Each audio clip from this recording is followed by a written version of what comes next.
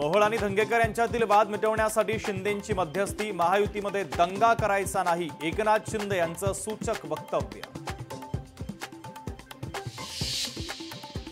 खासदार सुप्रिया सुळेंचं भाषण सुरू असताना महिलांची घोषणाबाजी, कांद्याला भाव द्या महिलांची सुप्रिया सुळेंकडे मागणी, कांदा प्रश्नावर महिलांचं सुप्रिया सुळेंकडे गारहाण।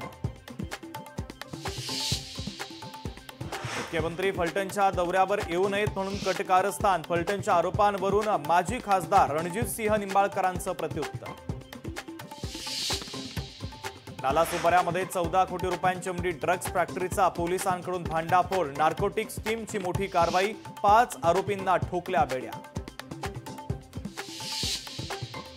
नंदुरबारच्या शहादा ग्रामीण रुग्णालयामध्ये डॉक्टरांच्या निष्काळजीपणामुळे वृद्ध महिलेचा मृत्यू झाल्याचा आरोप, लोकशाही मराठीच्या बातमीनंतर माणिकराव कोकाटे यांचे चौकशीचे आदेश। पुण्यातील जैन बोर्डिंग जमीन व्यवहार प्रकरण, जागेच्या तपशिलाबाबत अहवाल सोमवारी येणार, धर्मादाय आयुक्तांनी मागितला होता अहवाल। 1 नोव्हेंबरच्या मोर्चाच्या नियोजनासाठी राऊत आणि शरद पवार यांच्या जवळपास 20 मिनिटे चर्चा, सिल्वर ओकवर मोर्चा संदर्भात खलबत। नाशिक शहरातील इंदिरानगर बोगदा उद्यापासून 9 महिन्यांसाठी बंद, नवीन आणि जुन्या बोगद्याची लांबी वाढवण्याच्या कामासाठी इंदिरानगर बोगदा काही दिवस राहणार बंद। संपदा मुंडेंची आत्महत्या नाही हत्या, खासदार निंबाळकर आणि त्यांच्या पीएची चौकशी करा, विजयसिंह बांगर यांचा आरोप।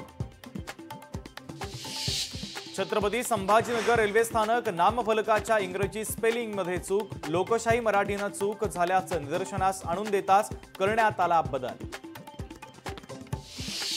मुंबईमध्ये पुन्हा एकदा लव्ह जिहादचा वाद पेटला, बोरिवलीमधील एका तरुणीचे शाहिद शेख नावाच्या तरुणासोबत लिव्ह इन रिलेशनशिप अग्रीमेंट, विहिपचे गंभीर आरोप। लोकशाही मराठी ऐका, पहा, जागरूक रहा।